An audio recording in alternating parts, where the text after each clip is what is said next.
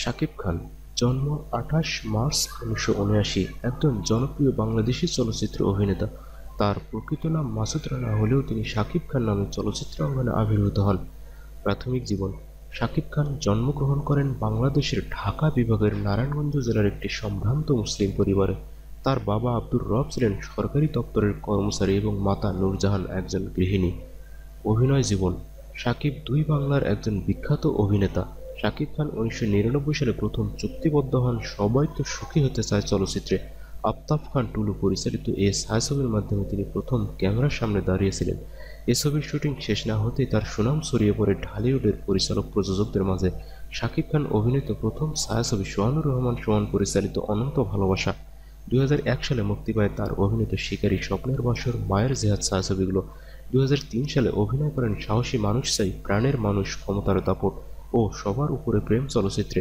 এ বছর তার অভিনীত মোহাম্মদ হান্নান পরিচালিত সাহসী মানুষ চাই চলচ্চিত্রটি প্রশংসিত হয় এবং ৩টি বিভাগে জাতীয় চলচ্চিত্র পুরস্কার অর্জন করেন। ২০০৪ সালে তার অভিনীত চলচ্চিত্রগুলোর মধ্যে নয়ন ভরা জল, আজকের সমাজ, বস্তির রানী সুরিয়া, রুখে দাঁড়াও উল্লেখযোগ্য। ২০০৬ সালে তিনি বিশ্বকবি রবীন্দ্রনাথ ঠাকুরের ছোট গল্প শুভা অবলম্বনে নির্মিত শুভা চলচ্চিত্রে অভিনয় করেন। চলচ্চিত্রটি পরিচালনা করেন খ্যাতনামা চলচ্চিত্র পরিচালক চাষী নজরুল ইসলাম। ২০০৭ সালে মা আমার স্বর্গ, আমার প্রাণের স্বামী, স্বামীর সংসার, ডাক্তারবাড়ি চলচ্চিত্রে অভিনয় করেন। ২০০৮ সালে তার অভিনীত ছায়াছবিগুলো হলো আমার জান আমার প্রাণ, এক টাকার বউ, প্রিয়া আমার প্রিয়া, আমাদের ছোট সাহেব, মনে প্রাণে আছো তুমি। এ বছর বদিউল আলম খোকন পরিচালিত প্রিয়া আমার প্রিয়া চলচ্চিত্রে অভিনয় করে তিনি দর্শক জরিপ শাখায় শ্রেষ্ঠ চলচ্চিত্র অভিনেতা বিভাগে মেরিল প্রথম আলো পুরস্কার এবং লাক্স চ্যানেল পারফরম্যান্স পুরস্কার অর্জন করেন। ২০০৯ সালে তিনি অভিনয় করেন আমার প্রাণের প্রিয়া, বলো না কবুল, বিয়ের প্রস্তাব, জন্ম তোমার জন্য, প্রেম কয়েদি, সাহেব নামের গোলাম চলচ্চিত্রে। এই বছর এ কাজল পরিচালিত স্বামী স্ত্রীর ওয়াদা চলচ্চিত্রটি প্রশংসিত হয় এবং ৩টি বিভাগে জাতীয় চলচ্চিত্র পুরস্কার অর্জন করে। বদিউল আলম খোকন পরিচালিত নাম্বার ওয়ান শাকিব খান ব্যবসায়িক সফলতা লাভ করে এবং ঢালিউডের সর্বকালের সবচেয়ে ব্যবসা সফল চলচ্চিত্রের সেরা ১০-এ অবস্থান করে। ২০১১ সালে মালেক আনসারী পরিচালিত মনের জ্বালা ছায়াছবিতে তিনি প্রথম নেপথ্য শিল্পী হিসেবে আমি চোখ তুলে তাকালেই সূর্য লুকায় গানে কণ্ঠ দেন। সোহানুর রহমান সোহান পরিচালিত কোটি টাকার প্রেম ও পরিচালক জুটি শাহীন সুমন পরিচালিত টাইগার নাম্বার ওয়ান ব্যবসা সফল হয়। মোহাম্মদ হোসেন জেমি পরিচালিত কিং খান চলচ্চিত্রে তার বিপরীতে অভিনয় করে অপু বিশ্বাস ও লামিয়া মিমো। ছায়াছবিটি এই বছর সবচেয়ে ব্যবসা সফল হয় এবং ঢালিউডের সর্বকালের সবচেয়ে ব্যবসা সফল বেদের মেয়ে জ্যোৎস্নার পরেই অবস্থান করে।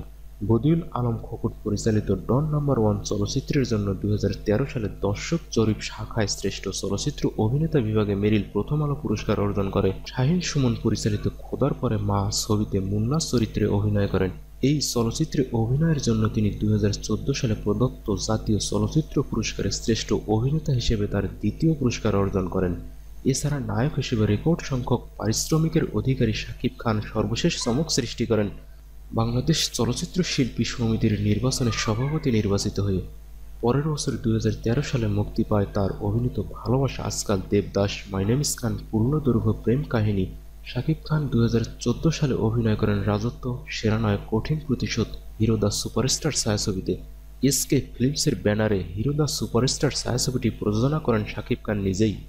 বদিউল আলম খোকন পরিচালিত এই চলচ্চিত্রে তার সাথে অভিনয় করেন অপু বিশ্বাস, ইয়ামিন হক ববি, ববিতা ও নতুন।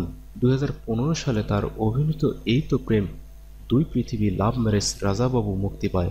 ২০১৬ সালে উত্তম আকাশ পরিচালিত রাজা ৪২০ এবং শাফিউদ্দিন শাফি পরিচালিত পূর্ণদৈর্ঘ্য প্রেম কাহিনী 2 মুক্তি পায়। দুই ক্রিকেটারের দ্বন্দ্ব নিয়ে নির্মিত এই ছায়াছবিতে তার সাথে অভিনয় করেন জয়া আহসান ও ইমন এবং মুক্তি পায় যৌথ প্রযোজনার শিকারী। এতে ঢালিউড অভিনেত্রী শ্রাবন্তী চট্টোপাধ্যায়ের সাথে প্রথম জুটি বেঁধে বেশ সুনাম অর্জন করেন।